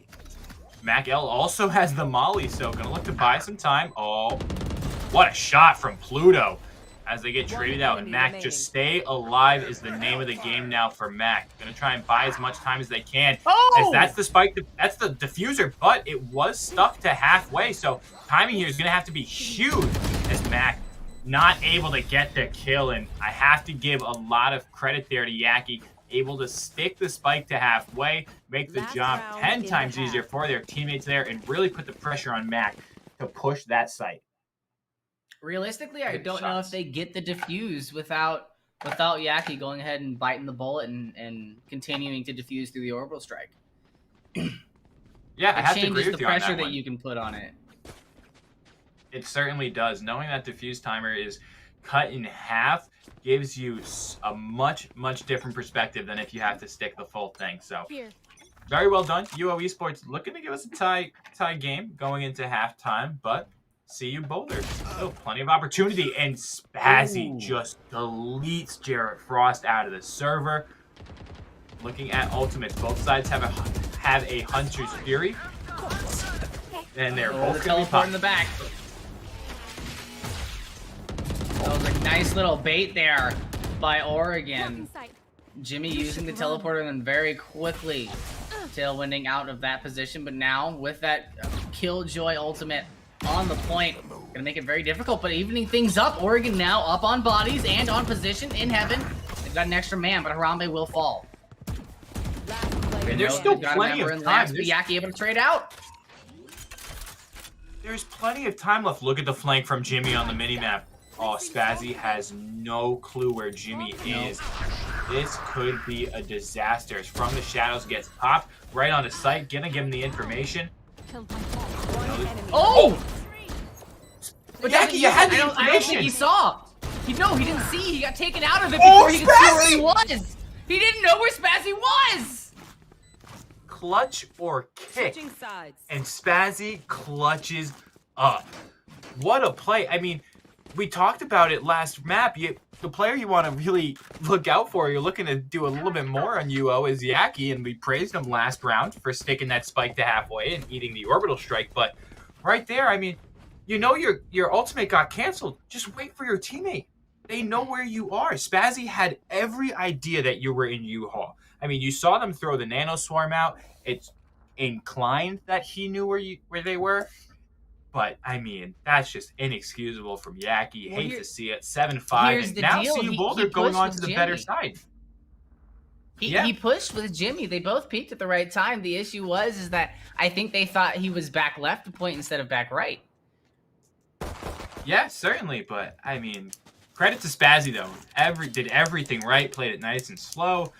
Took their time. Got the frags and got the 7th round on the board. CU Boulder is taking control. If they can win this pistol, this game's going to start to snowball and snowball quickly. A lot of noise being made by Oregon right now. It looks like they're trying to draw as many people over to A as possible and then hit that quiet rotation, but not biting. Boulder keeping their presence split pretty handedly. Ray's not going to have an issue rotating back over to A if need be. Look at the rotations. But a slow game right now. Look at that. They're already starting to stack this A site. They did not buy the fake. Originally, it was just going to be Jazz trying to hold site by themselves, but the reinforcements are here. Rainbow Mango's here. Mac L is here. This could be disaster as trades come across here. Spike's going to go down, and the rest of the cavalry, rather, for CU Boulder is going to come in, and I was expecting that to be a lot bloodier for UO Esports. Yeah, they were rushing in pretty hardcore there, but I'm happy about CU playing as patiently as they can. It's going to allow them for the retake. Rainbow finds 1, but loses 3. Oregon putting it down to just Pluto. And Pluto's going to go ahead and play aggressively here. It's a pistol round. See what you can get, see what you can take, and give nothing back. Oregon going to be putting it down to a 6-7, and this is no different than our first map. It is just tooth and nail here. Oh, absolutely. And Steidl, I don't know if you're familiar. How familiar are you with CSGO? I have to ask. I've played it a little bit here and there, but honestly, not as well acquainted as I wish I was. All right. Well, for you and the folks listening at home who may not necessarily be as familiar with the CSGO pro scene as somebody like myself, let me tell you the story after this round. Oh, perfect timing. Jimmy gets the frag. I'm going to tell you the story of Navira. Navira is a player on Team Vitality, little brother to a Valorant pro, goes by the name of Scream. I'm holding this story because Harambe is going off right now. Finds 2 frags. We find ourselves in a 4v2. That story's going to have to wait. Jarrett Frost finds 1 more, and Rainbow Mango. This is not looking good. The mango tree is about to get chopped down. All they have is a classic and a satchel charge, and Jarrett Frost does the rest. So, Steidl, story of Navira. Navira is a young player, little brother of Scream, who plays for Team Liquid in Valorant. Scream, the one-tap king, the one-tap god, very well known. Wasn't really getting picked up in the pro scene too much, wasn't getting opportunities, until Vitality said, you know what, we have 5 great French players. Apex, the tank RPK, the young French legend in Zyru, Shox, and Masuda. They said, we'll pick up a 6th player on the roster, which at this point was not done at all. And ever since they picked up Navira, they've started to place them in unique situations, right? Certain maps he will play. He doesn't play every single map, but on a map like Dust 2, Navira will come out. And Jimmy is a similar player. On certain maps, just comes out, hasn't played a game that we know of yet today, and just completely is dominating the frags right here for CU Boulder. They can certainly be the difference maker in this game. So playing their role and doing it well, I have to commend UO Esports for that right now. Now the issue is that they're playing a bit of an uphill battle. CU Boulder, while effective on the offensive side of things, have been pretty ironclad on their defensive holds so far. Definitely been the better of their two sides of things. And we're seeing that show up here. We talk about on Ascent how every time that Oregon peeks a corner, there's two members of Boulder, or CU Boulder there to meet and greet, and voila, there it is yet again. Once they get these guns going and find out how Oregon wants to approach these sites, they're very effective at picking them apart. They certainly are, and one thing we haven't seen just yet for the defensive side of CU Boulder is Jazz's operator.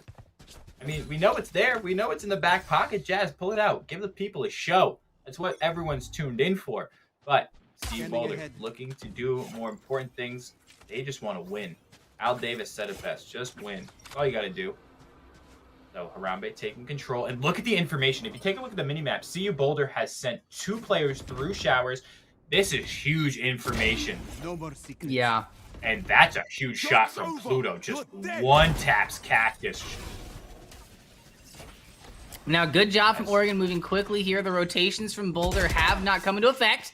The running back from Jared's going to get a little bit of information. They know that Mango's there, so they're going to back out and allow them to have a little bit of space. Pluto in the elbow, able to find another pick right there. And now Boulder sitting pretty with 5 still. 3 members for Oregon on site, but a flank coming through for Boulder.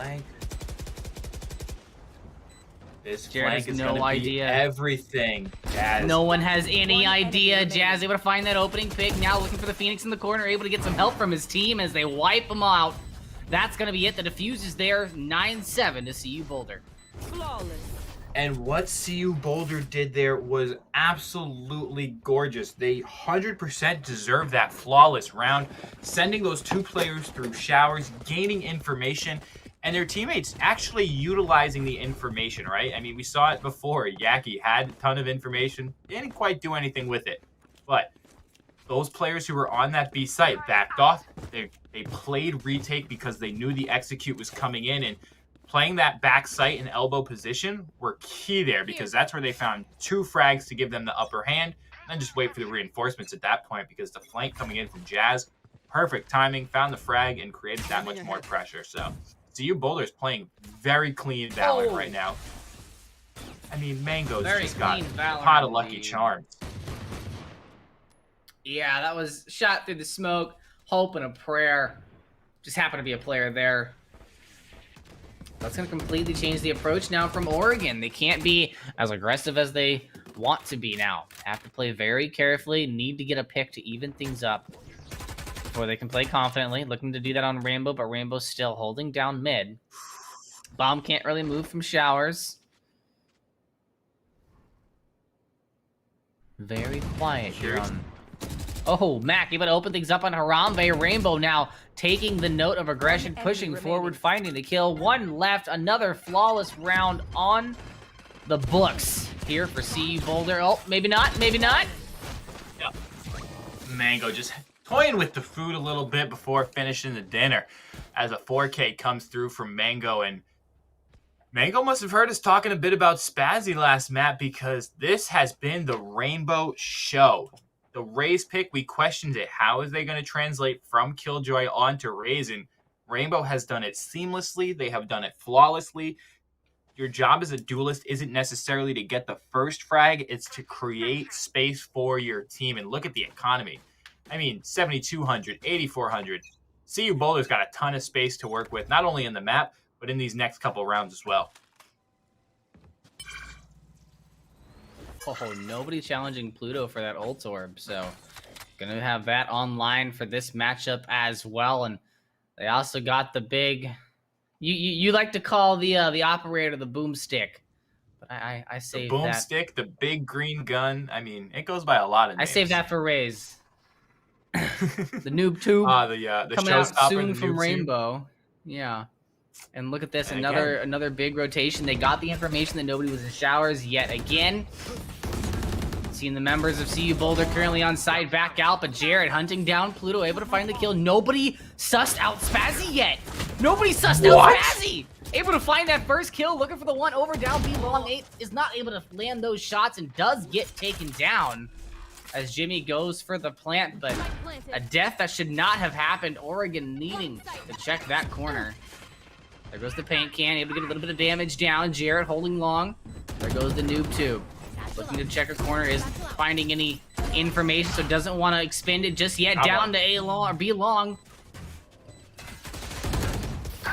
Oh, perfect information from Harambe. Able to get the traction just long enough. Michael able to find 2 more kills. And now Oregon, with all 3 members alive. Very difficult situation for Mac to be in, but not the first 1v3 they've had.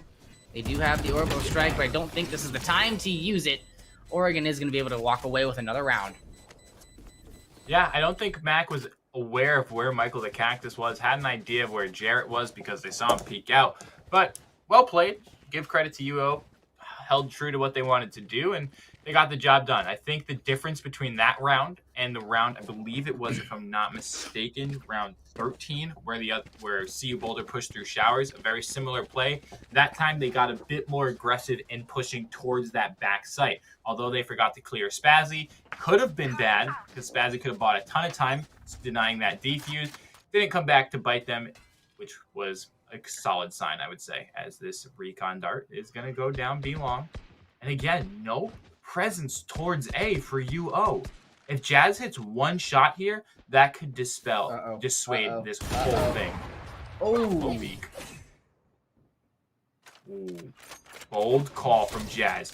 Decides not to push, but pops the Blade Storm and lets Spazzy go to work. Double updraft. Oh no! Jazz trying to get out with the updraft, not able to do so, but Pluto able to find Harambe out, their counterpart, evening things up for CU. 4 members now. This recon dart goes out. They know that Jared is sitting here on B long. I like the fact that CU Boulder still has 1 member on A just in case for the rotation. I mean, Steidl, I can't be the only one here who's just bashing the head against the desk. If UO's going to rotate, they should have rotated at least a couple of seconds ago because CU Boulder can now play a hoping split, they think they rotate. Yeah. If Rainbow they didn't have a the little bit of advantage, information. That's the play, Michael. That was the go button. Look at the mini map here as we see Pluto. Grabs one, but Rainbow Mango shuts it down. If Pluto times this right and can grab the spike, oh, that's down. We could have got the frag. Gets a little bit indecisive about which frag he wants to grab, but luckily, CU Boulder with a hefty man advantage in the situation, so they're going to be able to put themselves up to 11 points on the board, and they are very close to coming out of this week's matchup at a 2-2 record. They certainly could, and again, I have to question the timing on that. They could have made that play with 50 seconds, with 55 seconds, and they wouldn't have been forced into that situation with UO. I get it. They understand they were waiting for Michael the Cactus, but all Yaki had to do was throw a smoke. That's all you have to do is smoke off Heaven, smoke off A short, and that's going to pull the rotation as well from Spazzy. But, I mean, they waited too long, weren't able to find the frags, and they paid the price for it, so Jimmy going to invest a lot into this round. Full shield, Blade Storm, and that's Pluto's head gone. They're also going to invest and run it back. But Michael the Cactus finds another one. Jazz, though, able to answer back very quickly. This is a back and forth round. Trades coming through left, right, center. Through the smoke, doesn't care. Matt can stop this defuse. Oh! The recoil control just not landing there for Mac. Was able to find that first kill, but not following up on the second. So a low health Omen and 2 members for Oregon. Up against Spazzy, and Jimmy was just waiting with his cursor. Yeah. It was quality crosshair placement from Jimmy, who, again, has put on a show so far after coming in cold. 21, 15, and 7 in their first match, or the first map of the night. Jimmy is playing out of their mind so far. The rest of the team really needs to start to pick up that space behind them. This game isn't that far out of reach, but with only 1 player positive, it's very difficult to win the game that way. But We've seen crazier things happen, Steitel. Jazz bringing out the boomstick. That's going to be middle. Jazz is getting aggressive with this operator already. Yeah, Jazz did rock the operator last round as well, but wasn't really able to pick up the picks. I like the fact that Oregon this time leaving a member in baths just in case there is an aggressive push. But gonna have to do something with it. Leaving that member there can be problematic when you're losing members on B. No pressure in hookah now for Oregon as the rotation gets called through for Boulder. All Spazzy has to do is pop this lockdown, and everything that UO has created will basically vanish. I mean, that's the information that there's at least one player in elbow. Pluto's going to take it down. Pluto finds the second one. He's got his teammate Spazzy to back it up. That is the entire game plan just fell apart. I mean, we talked about how they have to show a presence towards A site. Jimmy wants us op. Hold on. Jimmy saw that op and oh. No way they're going for this. 30 seconds left. Save the weapon, Jimmy. Don't have the credits. Save the weapon. Mac making them pay. Map point, series point, Steitel. This could be all she wrote, and a quick 2-0 is not what we were expecting tonight. Not what we were expecting, and here's the issue, is that right now I'd be going, you know what, get me another skin. Let's go back to 12-12, but economy just not in favor of Oregon right now. Couple of forced buys there. You see Yaki and Mike both having to rock. Mike not really sure about what they're going to be rocking, but currently landing on Springer as well as some light armor, and I think we have a Spectre with full armor for Yaki. And trade. Good trade to start things off. Comes down. Oh, big! Jimmy's, that's a huge frag. That's the operator down. Mac, though, does have that orbital strike, so could pop that as soon as the spike goes down default, because that's where it's going. They also have lockdown, so this could put a hindrance on the plans of UO. But spike will get planted, and CF Boulder taking their sweet time. They know that they don't really have to rush anything, and here we go. Smokes out, lockdown out. They need to destroy this lockdown quickly as Jimmy just takes Mac's body, sends it to the cleaners. We'll see you next round. Pluto doing everything they can to keep their team in the game. Jimmy changes the angle, flips the shot. They're buying time here as Spazzy finds one. I think there's a player behind them. They have no clue. Gonna have to reload, and Yaki finally able to grab one as we go 12-10.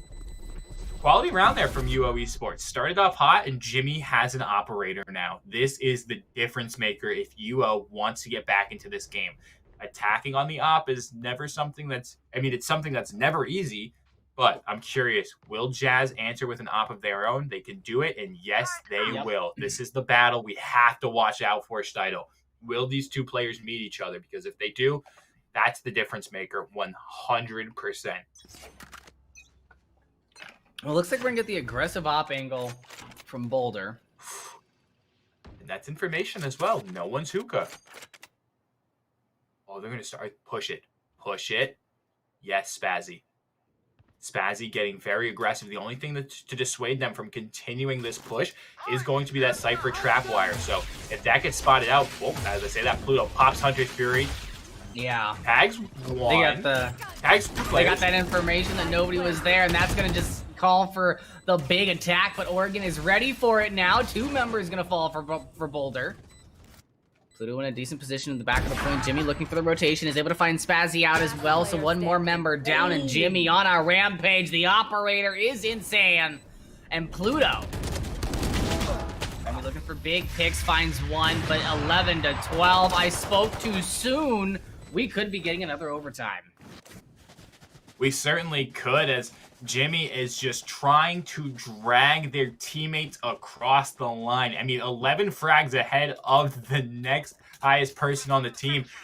UO Esports, if they want to win this round, needs to farm both ultimate orbs. The one showers, the one be long. That would grant them 5 ultimates to work with. If they throw with 5 ultimates, that's just inexcusable. Mac's been holding on to this orbital strike for what feels like forever. You gotta pop it sometime as Jimmy takes out that Blade Storm. You can't die with an ulti up. It's inexcusable. And it looks like Hunter's Fury is going to be grabbed from the shadows. Gonna buy a bit of information. I wasn't sure where that one went. And that's the Hunter's Fury getting popped. Harambe was able to find that ultimate orb and takes down Spazzy. Also does some damage to Mac. Mac, you can't take this orbital strike home. You gotta use it. You're dead. Yeah, looking for the wait for on the plant. But Jarrett gonna be getting a lot of space onto the point. Able to throw in a molly and deny a little bit of entry. Pushes aggressively on it because he has to run it back. There goes the plant. Here, spike Orbital planted. strike not going to be landing just yet. Jazz now onto the heaven. Here's the footsteps and gets tickled a little bit there at the very beginning. Gonna have to use that smoke to get an entry onto the point. Not looking for anybody into the bass kill. Jimmy's able to find him on a mango, and luckily Jazz doesn't get fought out by that. But Harambe and a good corner gonna take things home for Oregon. Steidel, I'm just so confused as we make our way into overtime. I mean, Mac has had multiple opportunities to pop the orbital strike and at least buy their team another 5 to 10 seconds by denying the spike plant. Multiple rounds. We saw it in round, I believe it was 23. We saw it in round 21. There's no point in dying with the ultimate up. Even if you're in mid gunfight, pop it. There's nothing to lose in the last round, so questionable decision-making in ultimate usage there from the side of CU Boulder as they move back onto attack. We saw Jarrett Frost do it last map. When it came down to overtime, we're going to see Jimmy do the same thing. Boomstick. Glass cannon op. There is everything riding on this one decision right now. And I'm expecting an aggressive attack right now from Boulder. It's been their creme de la creme so far. And, you know, Jimmy not looking towards baths. If you can get yourself a nice pick there, it would be absolutely beautiful. Take the shot, Jazz. Take the shot. I know you don't know he's there. Faster vision, baby. Sometimes I wish the players had it too, but at other times, I'm very happy they didn't. Mac able to find the opening kill. Boombot! Able to come through as well. Gets Yankee, now Jimmy. As the operator looks away just as the head comes into view, but is able to find the kill into Pluto. Found out in lamps, however, so Boulder has all the information they need. Issue is, there's a lot of distance between them and this operator. Last player And standing. Jimmy, no shields. This is an uphill battle for Jimmy to win. No shields. They can certainly do it with this weapon. Finds one. Jimmy gonna drop the operator, pick up the Vandal, if I'm not mistaken. That was the player he popped earlier. That was gonna be the Sova. So Killjoy just has to play time. Rainbow Mango. Excuse me, Spazzy, one of the smarter players. Turret crossfire is a beautiful thing, and if I'm not mistaken, that would have carried over into next round, no? Or am I losing it? Yeah, I'm losing it. Okay. Whew. How did he just get a lockdown in one half of overtime? Was that a 3K from Spazzy? Yes. Jeez. When it counts, Spazzy goes huge. I mean, we've seen it time and time again. We saw it last map. We've seen it this map. Spazzy show, baby. I'm on the Spazzy train, I have to say. Yeah, Spazzy has been going absolutely insane this round, and right now from Oregon, not only do you need to shut down Spazzy, but you need to deal with aggression. But I like the approach off the bat. I certainly do as well. As Jazz kind of going to get trapped here. Doesn't take any damage from that shock dart. That's huge. 2 shock darts down. You lose an initiation tool if you're UO. But Jimmy grabs one. That's the spike. That's huge information from Rainbow Mango. Yaki going to answer back. Jimmy gets one of their own. 2v4. 2v3. Jazz trying to get some of that sweet Shen music going on. Spazzy's going to rotate just too soon. Jimmy, the timing is everything. Jimmy is stuck between two players. Spazzy has no clue. Yeah. Get out of my way. Jazz is going to have a difficult task ahead, but this is not something... Or this is something that we have seen players successfully do before, especially ones on the top of the leaderboard like Jazz, but has to be very, very careful about these knives. Blade Storm is popped. Jimmy goes up and finds him. What a play from Jimmy. That's a heat check if I've ever seen it. I mean, you're in a 2v1 situation. There's no need to updraft unless you are just feeling it. Your aim lab score is 100,000. Jimmy says, I got this, guys. I'm going to take us to the promised land. Steitel, will we see a 40 bomb tonight? Because Jimmy is 6 away, and if this game keeps going, we could certainly see it. I mean, I wouldn't be surprised to have that drop here now. And especially in this situation where we have the team that prefers to be on the defense is attacking first every round. So they're going to have to be able to play above and beyond their usual shebang in order to take this home. And the same thing's true for Oregon. You know, you have to be able to get this defense down and get to the attacking side where you're a little bit more favored.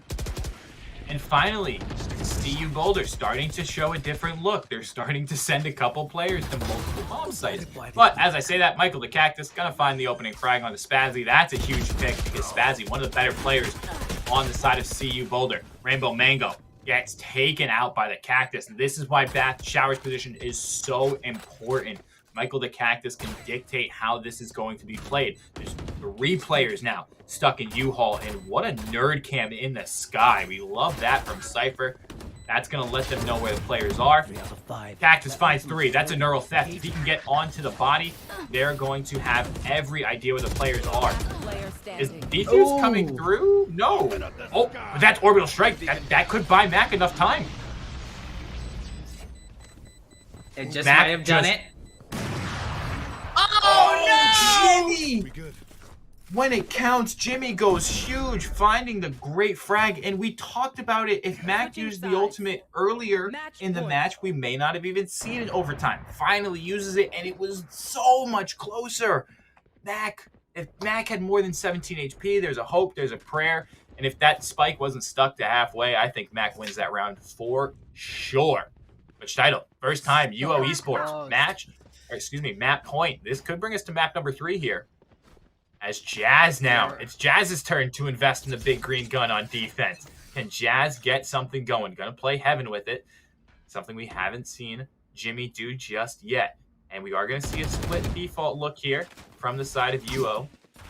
Everybody's spread out. Everyone's looking for a little something. Can they get the picks they need? Jazz sees the shoulder. There it is, Jimmy. Huge information as we see Sova on our mini-map starting to rotate, but Jared Frost gets the one. Rainbow Mango takes down the other, and the rotations are coming in. If Jazz can get here in time with this operator, as I say that though, the player falls out of hookah. This is going to be difficult to retake with an op, that's for sure, but Pluto buying plenty of time with these shock darts. Oh, the hookah rotation right now coming through by Mac is going to be big. He's being a little gingerly with it. I want to make sure that he's got a couple of smokes with Boulder. Looking to even things up one more time. Harambe's got something to say about it. Full health up against 2 members that are not that. Trying to speckle in shots towards the bomb to get the defuse off. Has to be very ginger, very careful here. Mac, sneaky smoke criminal, just pushes it and trusts Jazz to get the defuse. Steitel, the 24 club, the hope and dream is alive. We could certainly see it tonight. Switching sides. Yeah, we're already at 28 rounds on the map. And look at that, Jimmy, 35 kills, only 5 kills away from dropping that 40 bomb back onto the defense. Has the operator, has the tools they need.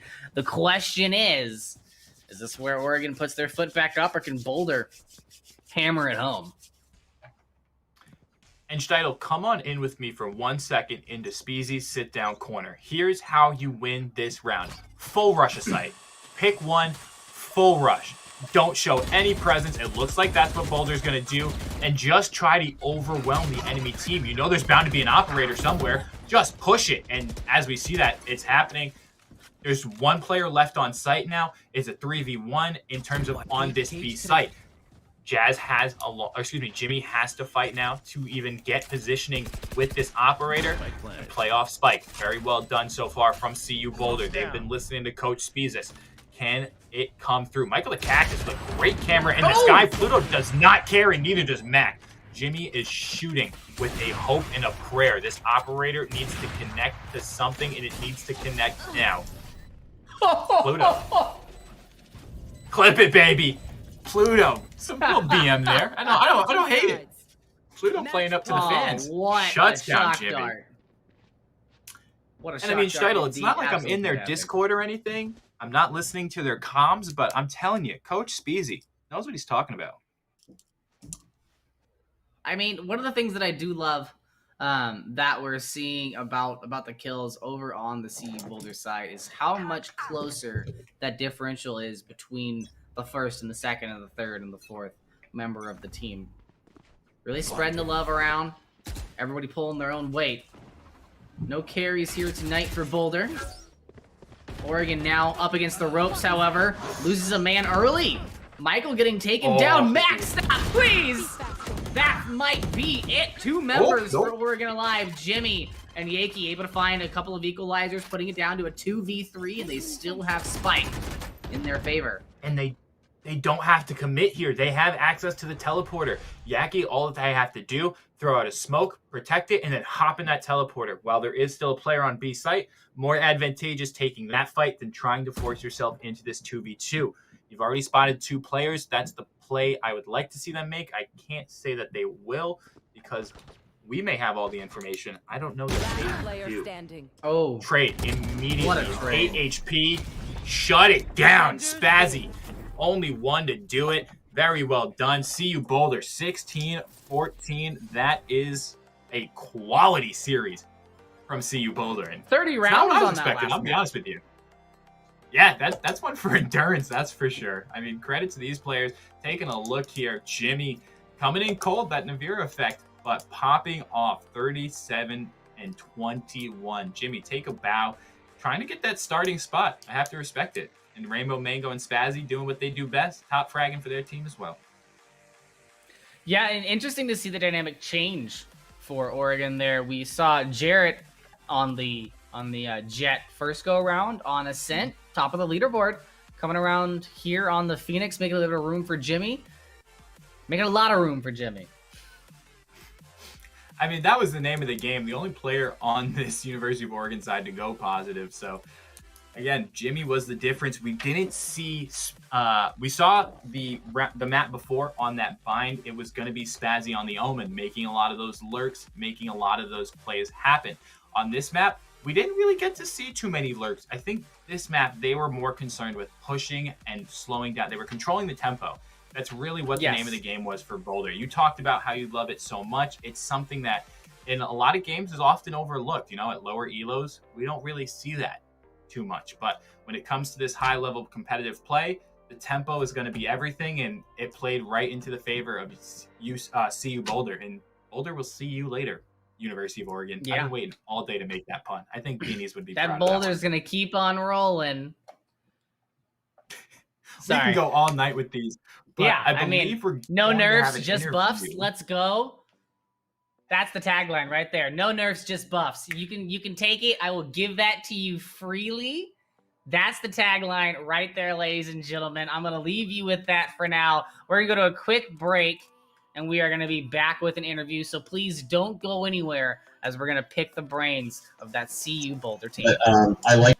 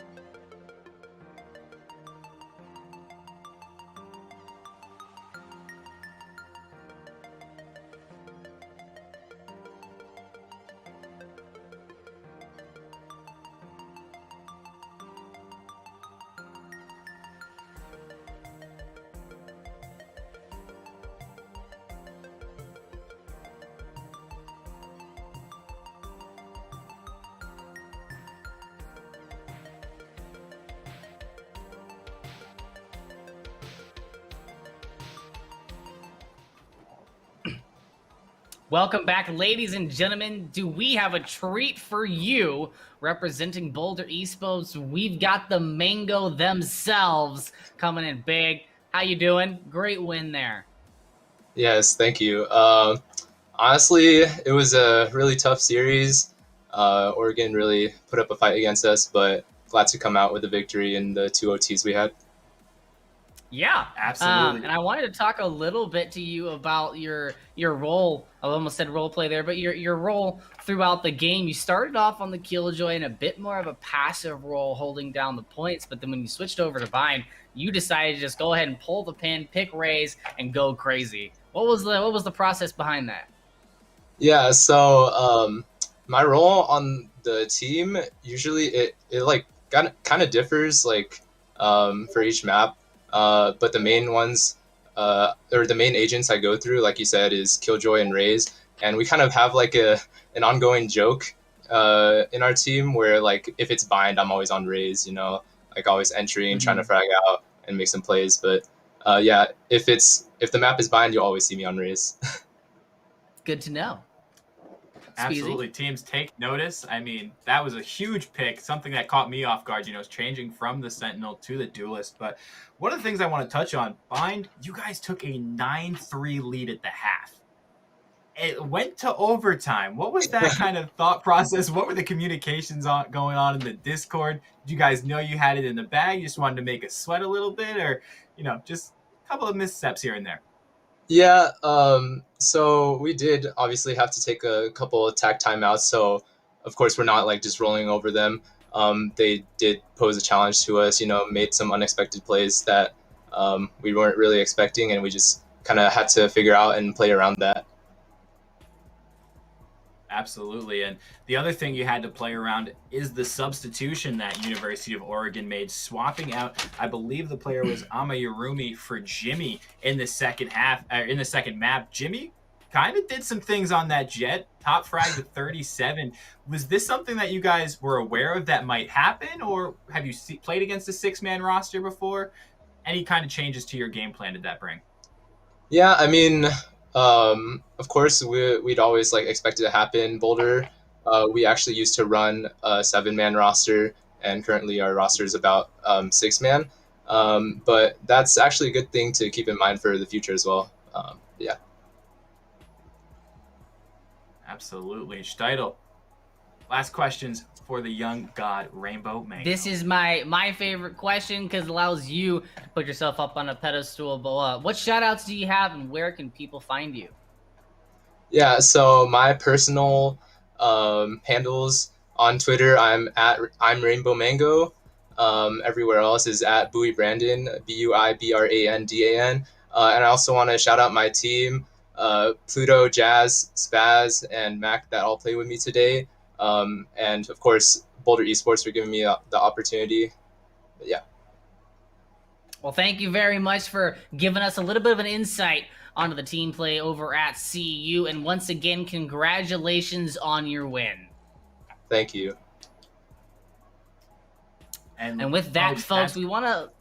What? Did you want... No, go ahead, Shen. All you. You can take it. You can take it. Before we take it out, though, I do want to remind you guys, ! Discord in the chat, and to get into that Conference 1 Discord so you can pick up on some great Valorant pugs, get some tips, and all of that fun stuff. But with that, we are going to be leaving you with a great VOD to watch. Remember, stay safe, don't be toxic, and have a wonderful night.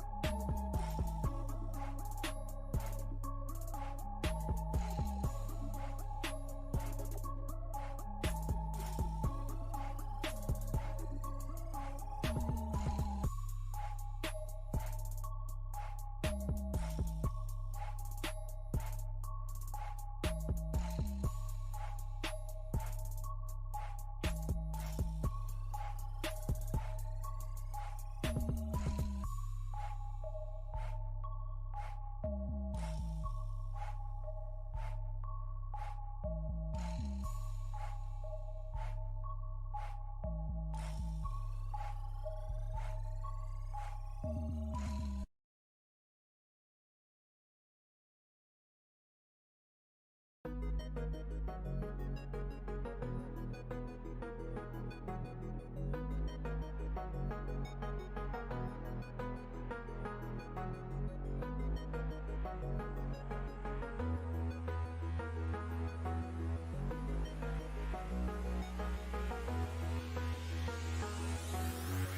the only one alive who get me to the other side. The